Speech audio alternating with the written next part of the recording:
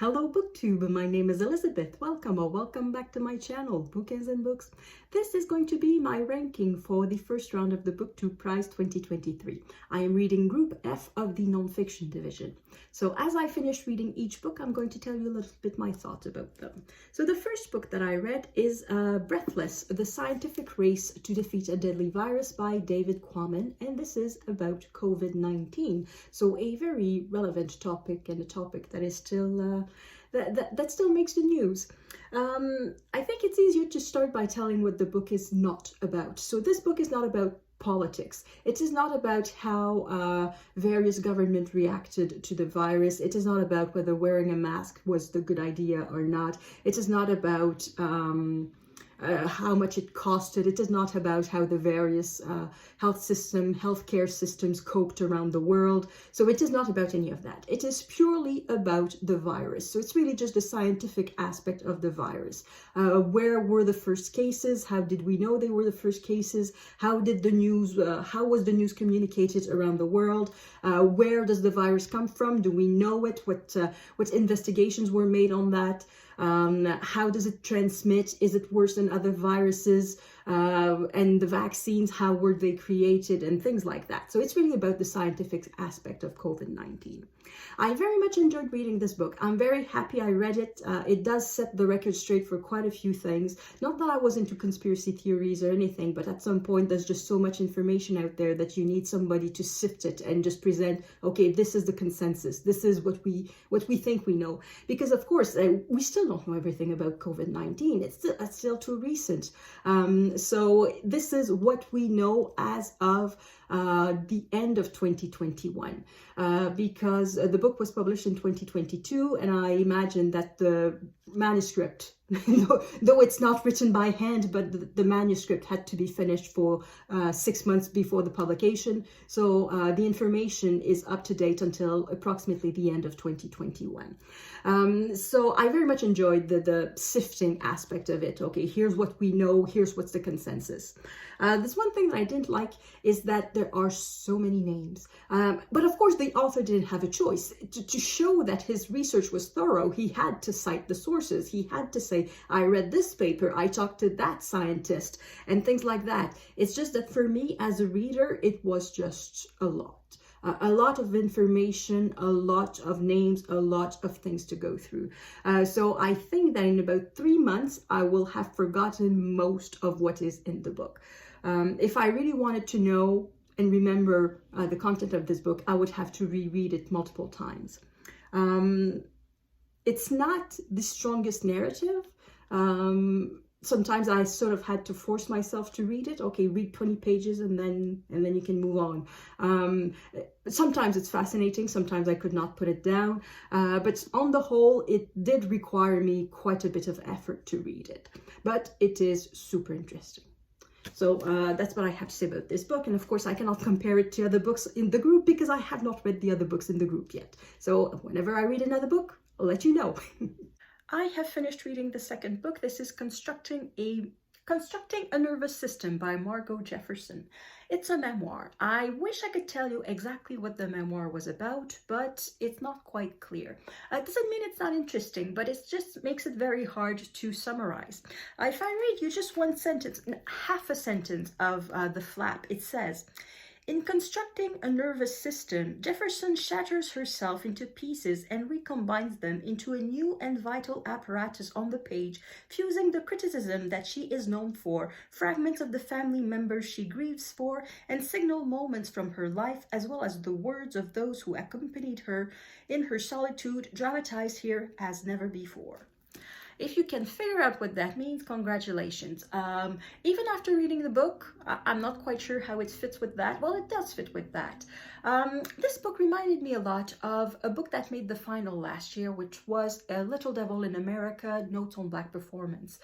In this book, Margo Jefferson talks about the way she reacted to, I don't know, Ella Fitzgerald, Nina Simone, Josephine Baker, but also to books and writers. The book Gone with the Wind and the movie, and as a Black person, how do you react to that? Can you love Gone with the Wind as a Black person? Also the writings of Willa Cather. She is a big fan of Willa Cather. She's also a teacher, a literature teacher, and she taught the works of Willa Cather. However, she has issues with it because the world presented by Willa Cather is almost entirely white, very few Black people in there. So through these observations, she's trying to reconstruct herself, though that bit I don't see it. If it's there, I missed it. It's there a little bit, but it's not, I think it's more a pretext to put these observations on these different artists together more than it is really an exercise in reconstructing your nervous system or your identity in a way. It is very well written. It's very short. It's less than 200 pages. I enjoyed reading it. It's a fast read. It took me 3 hours, perhaps at most 3 hours to read. And I liked it. It's very hard to compare it to Breathless, and it's going to be very hard to compare it to the other books in this group. So I think it's going to be interesting when I do my ranking, because at the moment, I cannot even tell you if I place this above or under Breathless. They have qualities that are their own. They have, I don't know if it's the books or if it's me who has issues with the books, but they are so different. It's going to be very hard to put them in order. But anyway, so that's the second book. On to the third. I have finished a third book. It is Desperate Remedies, Psychiatry's Turbulent Quest to Cure Mental Illness, and it is by Andrew Scull. So this book is the history of psychiatry. We start at the beginning of the 20th century approximately, and it goes all the way to today, through three big phases, I would say. The first phase was kind of the physical phase, where doctors were convinced that a very physical treatment could cure mental illness. There was a phase at the beginning. There was one doctor who loved to remove stuff from people because he thought it was the cause of sepsis, and that sepsis was the cause of mental illness. So he removed teeth, tonsils, bowels, ovaries, and a whole bunch of organs like that, convinced that it would cure mental illness. Where he got that idea? Well, he got the idea from syphilis, because it was found that syphilis, the dementia caused by syphilis, was a bacteria, that the source was a bacteria. And he figured that this was true for every mental illness, even if we had not found the bacteria yet. It was sepsis, it was infection that caused mental disease.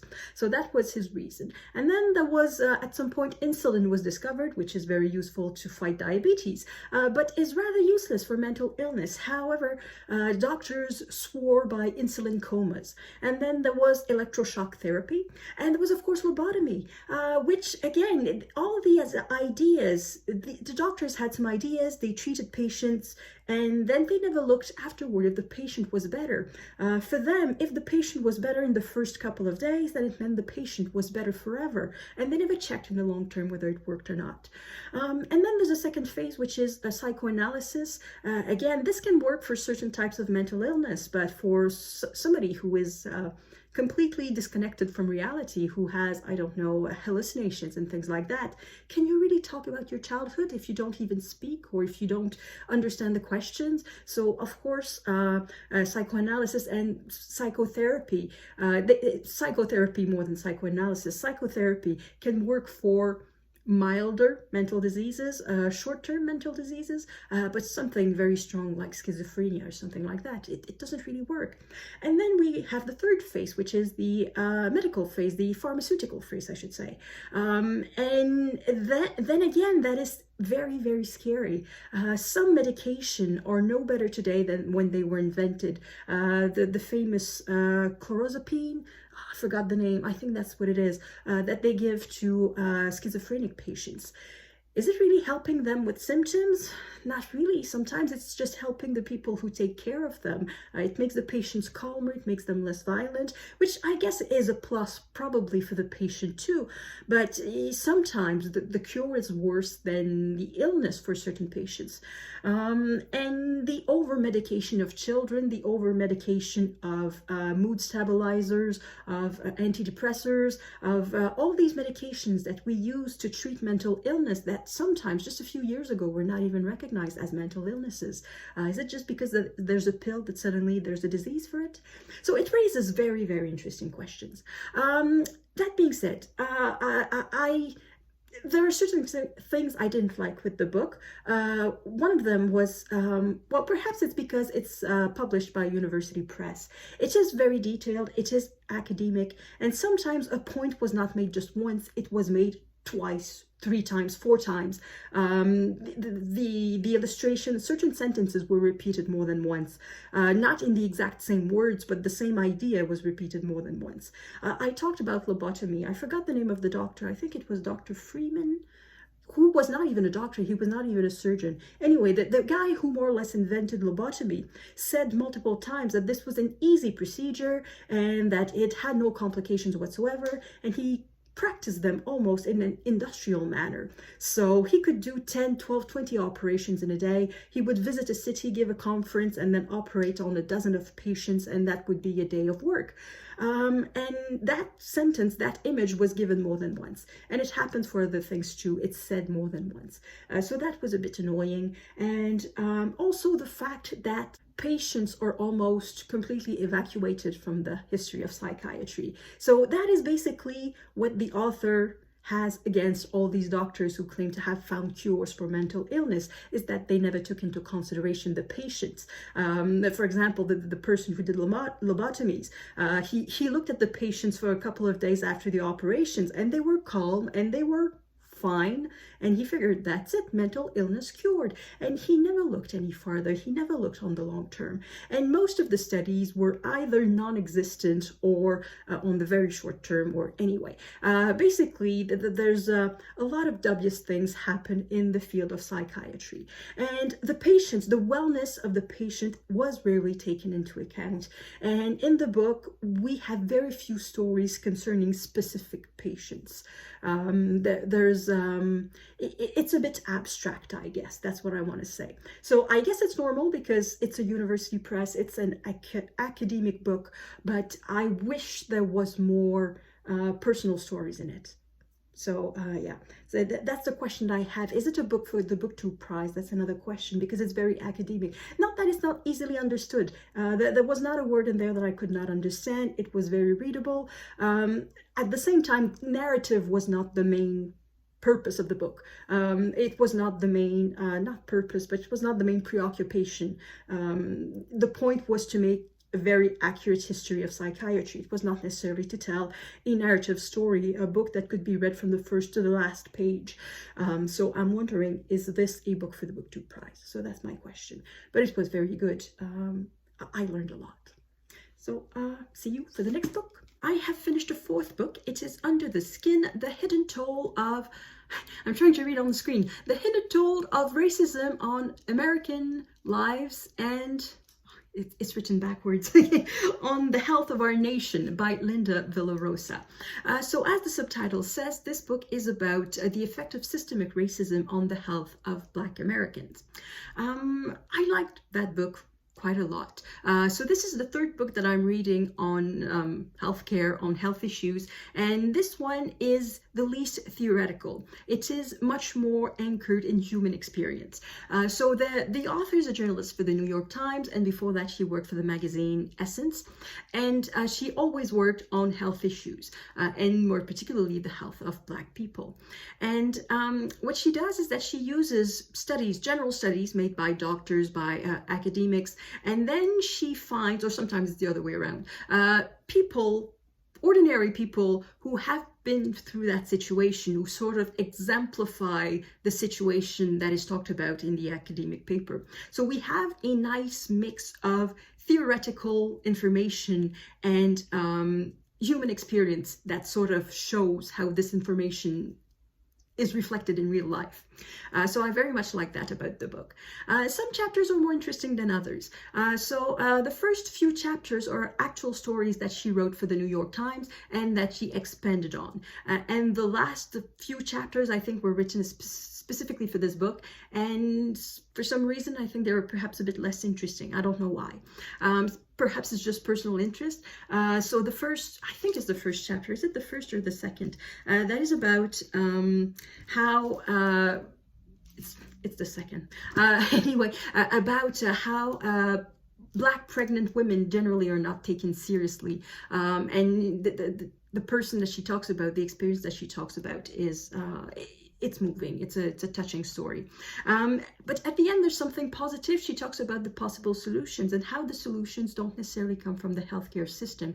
They can come from social implications, from social activities. I don't know exactly. Social programs. That's the word that I'm looking for. So it's not completely depressing. It's not just bad things. There are some good things also at the end.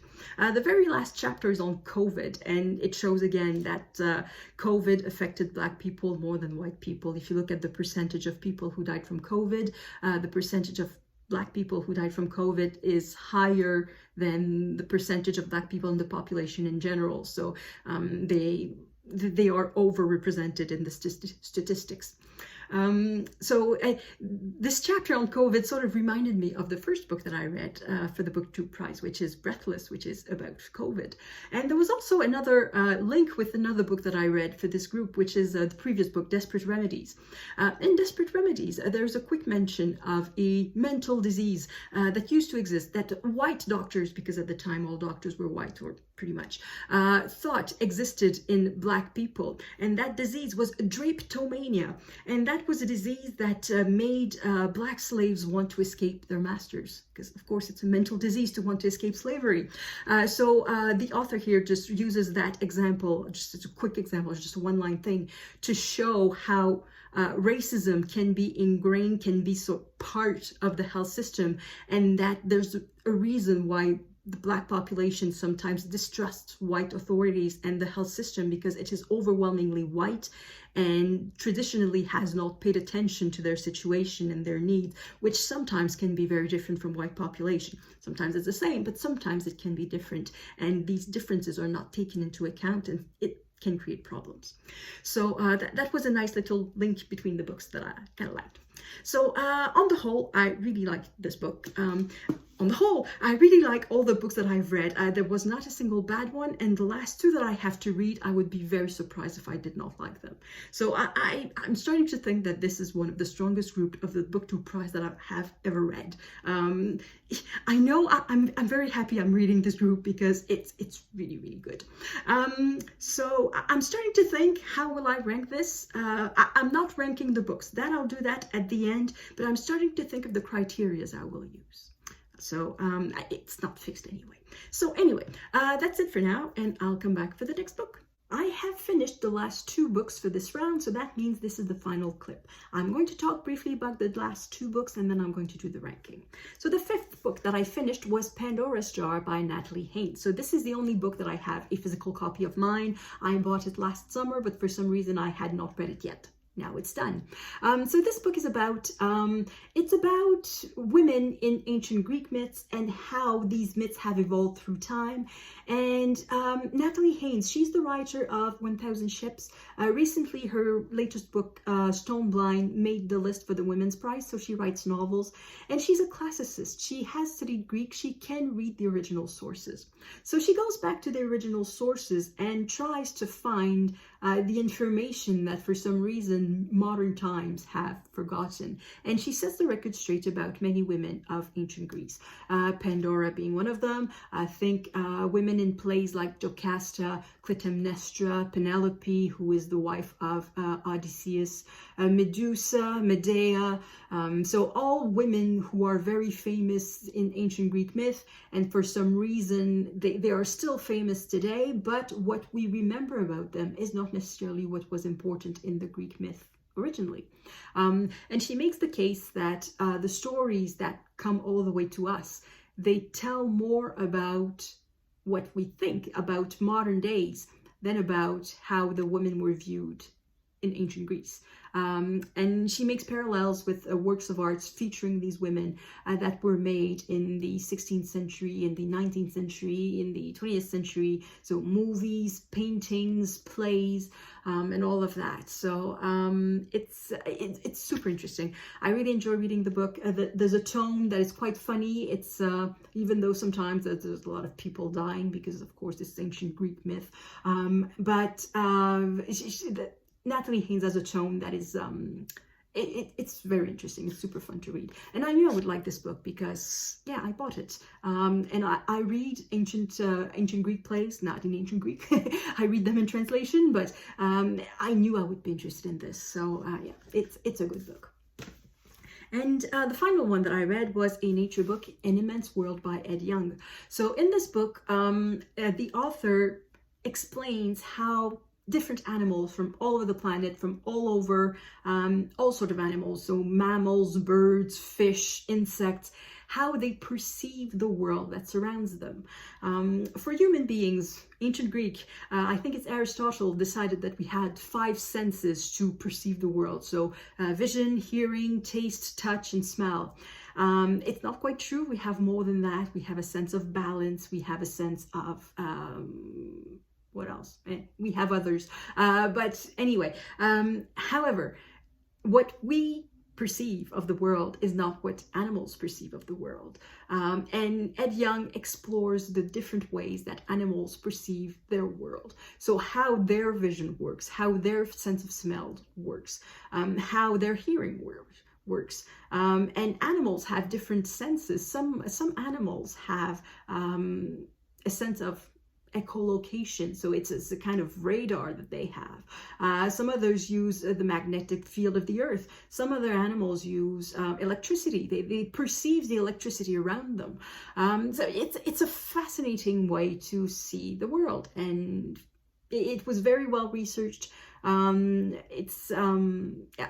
really enjoyed it. There's an audiobook, but if you have to read the book eventually, so if it makes other rounds, or if you want to read the book, I recommend a written version because there are also stunning pictures of all these animals, and it's really fun and interesting. So my ranking. Now that I've read all the books, how am I going to rank them?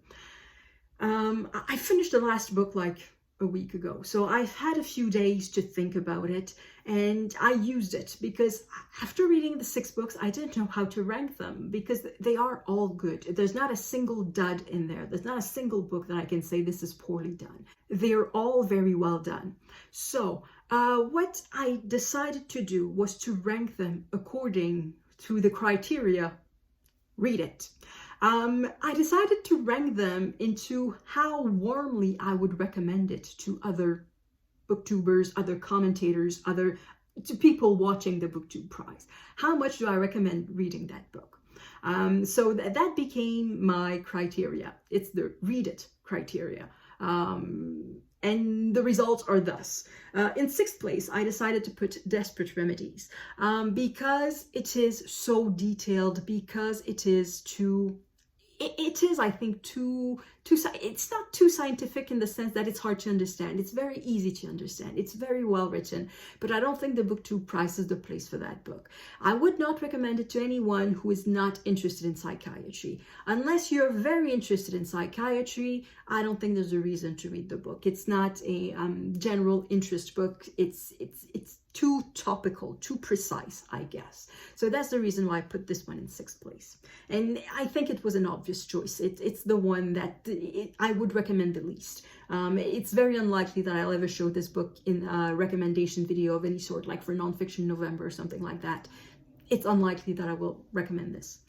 One that I would recommend, so already for the 5th place, it's already something that I would recommend, but I decided to put it in 5th place. It's Constructing a Nervous System by Margo Jefferson. It was the shortest of the 6 books, and I think that's one of the reasons why I recommend it perhaps a bit less warmly. It's that it's a bit short, it's a bit light. It's if you're interested in that type of writing, in sort of criticism of self-reflection, go ahead, read the book. But if it's not your type of book, I don't know how much I would push you towards the book. So that's why it's in 5th place. In 4th place, and it's starting to break my heart that book is not in the top 3, but one of them had to be not in the top 3. Well, 3 of them had to be not in the top 3, but it's starting to be books that I would really recommend, and one of them. It's Breathless by David Quammen that I decided to put in 4th place. It's very topical, very relevant, so for that I recommend it very warmly. If you want to learn about COVID, go ahead, read this book. The reason that it's not in the top 3, that I decided to put this one outside of the top 3, is that there are too many names, so many scientific names, a lot of scientific talk, explanations, and perhaps that's not for everyone.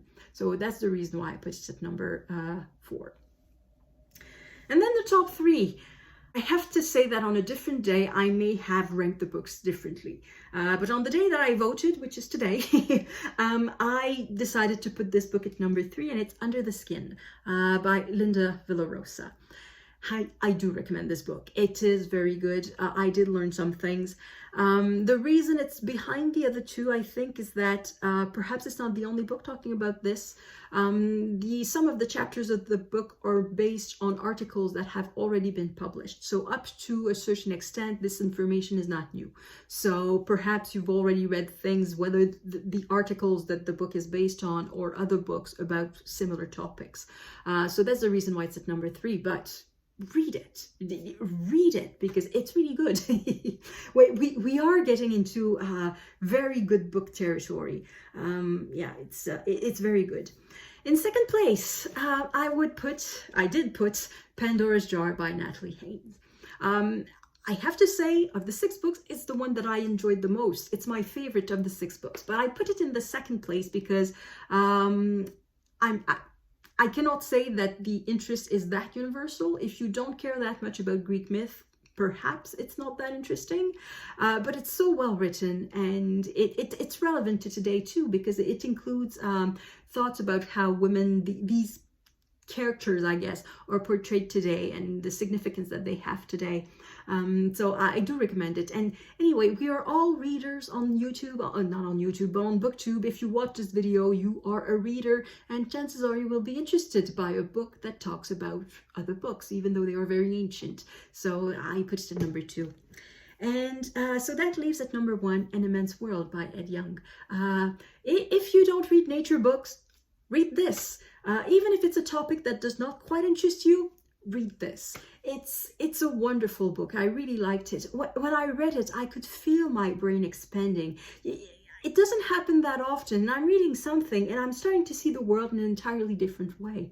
Some animals in there, they sort of can smell with their paws. So there are mosquitoes, they go on your skin, and already they can smell or they can taste that you have some DEET on, and they will just fly away. It's a taste on their paws, and anyway, I think it's just a fascinating way to present the world. I enjoyed expanding my brain, expanding the way I think.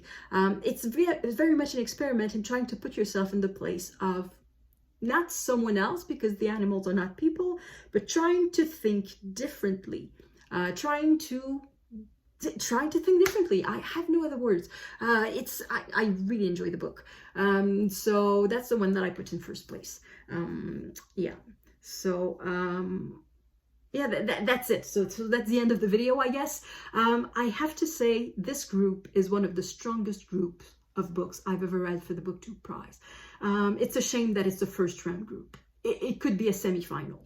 It could be a semi-final easily, and even this Desperate Remedy that this one I don't think would ever have. This one I'm not sad.